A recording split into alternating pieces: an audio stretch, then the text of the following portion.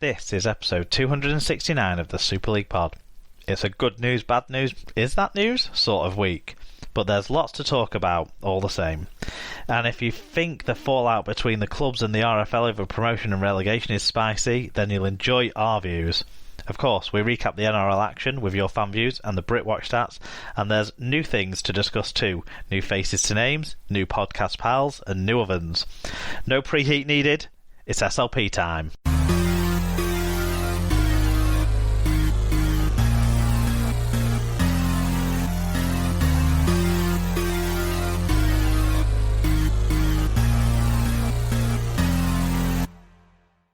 Hello listeners, welcome along to episode 269 of the Super League Pod. This week you have myself, Mark, and we're joined by Hull FC fan Sarah. Hello Sarah. Hi Mark, you alright? Yes, I am excited to talk about people talking about things but not making decisions about things. That's I think that's going to come up somewhere along the way. What about yourself? Yeah, I'm alright, thanks. Yeah, it's good to be back. It feels like a long time since I was last on the show. Well, yeah, you had a breather, haven't you? A couple of weeks.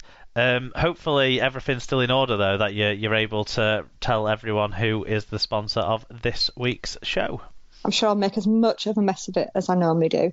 But this episode is sponsored by Rob's Toy Shop, and you can find a wide range of toys, gifts, rugby league birthday cards and more at Rob's Toy Shop on eBay.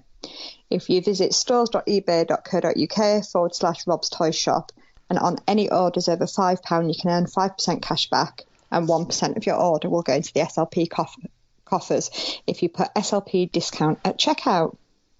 Excellent stuff. Thanks to Rob's Toy Shop for their continued support of the show. What we've got coming up this week on the show. The news, as I was pulling together what's happened over the last week, Sarah, was a little bit all over the show with what's been going on, and some of the sort of, I'm not sure if they're interesting or not stories, but ones that we'll cover so everyone's aware of what's going on. And then, today's news that we were expecting to talk about, which was all to do with promotion and relegation, we won't talk about quite the same way that we would have done, but we're still going to talk about them talking about it. But I did a quiz based on promotion and relegation, and now it might, now we should have waited 2 weeks. I should have given it to someone else. But anyway, we've also got the most important thing to talk about, which is obviously George Williams' first try in the NRL. So we'll get to that along with your fan reviews of another game in the NRL as well that was pretty spectacular this week that people wanted to talk about. So we'll get to that later on as well. So I think that's kind of what we've got coming up in the different sections of the show. But we did get a bit of feedback that came into us this week, Sarah, that didn't really fit in with any news stories, didn't really fit anywhere else in the rundown, so we thought let's go back to what we used to do and throw some listener views in up at the top of the show. So we got a bit of feedback from Alan Walker about the Catalans and their home games. And he says, as we can play at home in front of 5,000 fans, we shouldn't have to fly to England to play in empty, overused stadia for, in quote marks, home games. We have an airport across the motorway from the Brutus. Visiting teams can arrive safer than many places in England, as there is no need for away fans access, because the stadiums are empty in England. There is little risk. This is a great opportunity to get French/European TV viewers. There's no rugby union or soccer.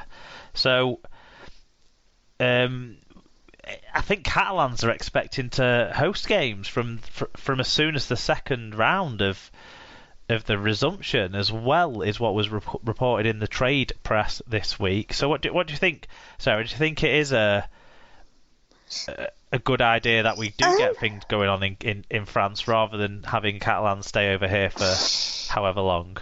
It's an interesting one, isn't it? It had seemed to be sort of completely off the agenda, hadn't it, as a concept? But I guess if it can happen, then maybe it should Or do you argue that actually you need to have all teams playing from a level playing field in terms of crowd attendance and things? Yeah, I mean, we don't have all teams playing from a level playing field in terms of crowd attendance anyway, when Salford get 3,000 and Wigan and Hull get 12,000 or 11,000. But no, I think that is the sort of fair point. And I think everyone, like you say, kind of assumed that there wouldn't be any of this for at least another month or two anyway. So the fact that it's an option in August seems exciting. It normally with Alan, obviously everything he sends in is very much focused on how it sort of works for his club, the one French club in Super League.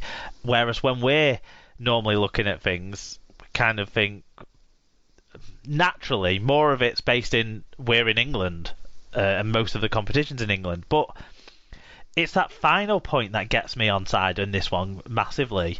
It's the fact that it's an opportunity here. You know, Catalans don't have a TV deal, do they? For Not this at the year, moment, no. Which actually in France. But this could get them that. This could get them back on French TV, and with less other things like crowding the schedule, and the fact that they'll have fans at the games as well. Yeah. And, I think it'd be good for all of us, wouldn't it, for them to be back on TV? Because as much as people complain about them being on TV every week and getting the perks, it does at least mean that, you know, we get to watch when our team's out there if we're not out there as well. Yeah, so long term, getting a TV deal would be good for us all. Yeah, and it's, you know, just good for the competition overall, isn't it? To get more exposure, to be seen by more people potentially. So, I'm on board with this. I wouldn't say Catalans should play all of their games at home, because then you start to talk about the balance issue maybe going too far one way. But certainly they should be able to play home great games in front of fans as soon as they're able to. I mean, we've seen in Australia some of the stadiums have been able to open with like up to 10,000. Some have had only up to 2,000 or whatever. So there's differences there, and it's managing those differences. But ultimately, we want the competition to get as much as benefit as it can out of these things, and this is a way for the competition to benefit. Yeah. Finally, after all these crazy ideas like Rugby League Ireland and I don't know, I mean, well, I don't even know some. I can't remember some of them. I block them out. But after all of Alan's nonsense, I think most of them relate to a meat factory, don't they? Yeah, most of them end up with someone getting the chop in a processing plant, don't they? But after all of his ideas, this one definitely cracks it, and I think we need to make sure this happens. Whether or not travel access to that airport in Perpignan is possible.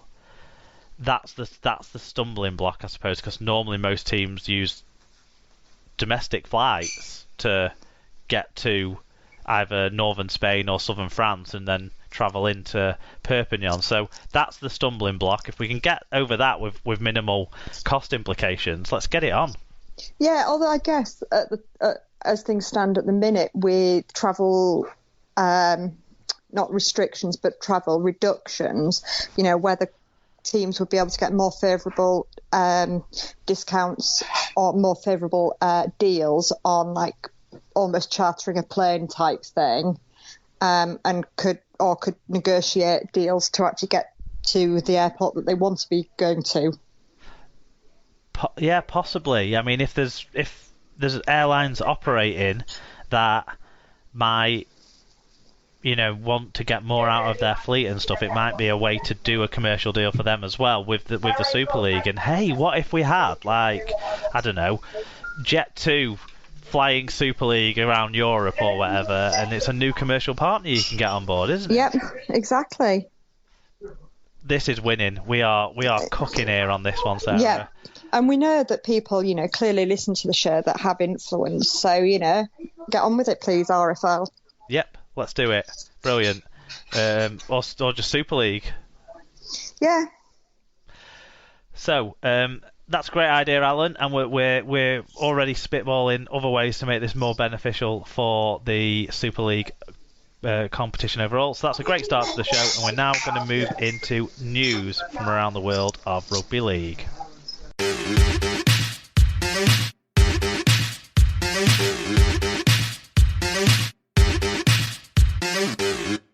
England back rower John Bateman will return to Wigan Warriors for the 2021 season, having spent 2 seasons at Australian NRL side Canberra Raiders. The 26-year-old rejoins the club he left in 2018 on an initial 4-year deal and will be closer to his daughter, who has stayed in England. And Lee Whitnell got in touch to say it's a massive boost for Wigan and for Super League to have John Bateman back in the competition. It's clear he's made the decision for family reasons, and he's obviously got a great deal, so it's good for him too.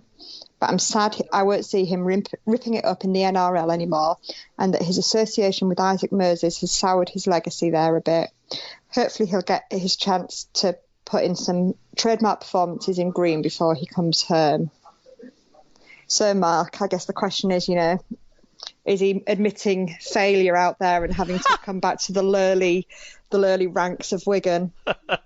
I'm pretty sure he'll get his Dally M second rower of the year medal out and kind of knock back any suggestions that he was a failure in the NRL. John Bateman. He was also Great Britain's best player probably in the dismal autumn series last year, I think, as well. Could I just point out that wasn't very difficult? No, it wasn't. You're right. He was still the best player when he had broke his shoulder, so...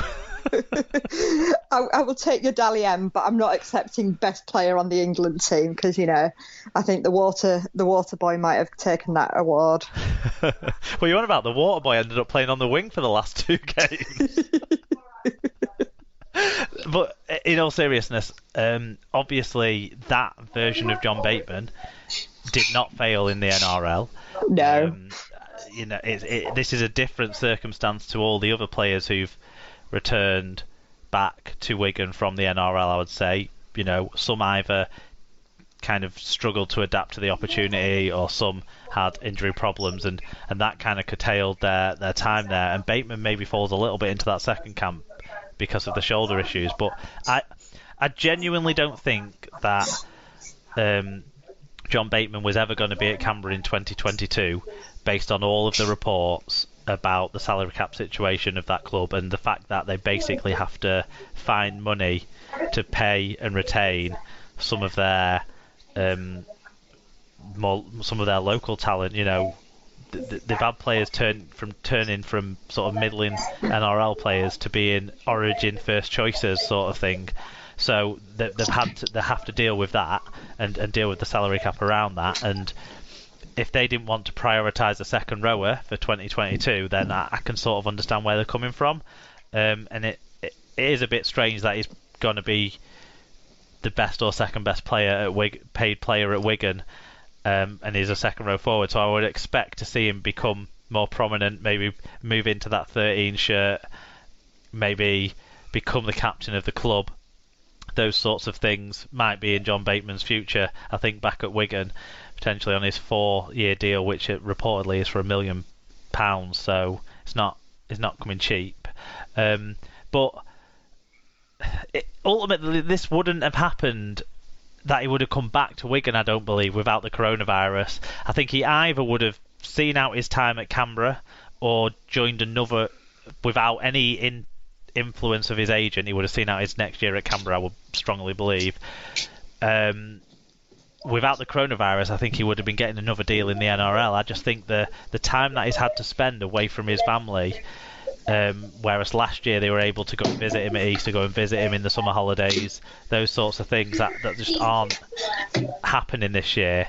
And of course the fact that the international tour was in Australia and New Zealand, not international games in England, I suppose, curtailed the amount of time he was able to spend with his family. I think those factors have really added to this decision for him to come home, and I'm glad that he's coming home back to Wigan, because he's an absolutely outstanding player. And assuming that he does overcome his shoulder injury, which you'd think a player like John Bateman, a 26-year-old man who never backs down to a challenge will be able to do that.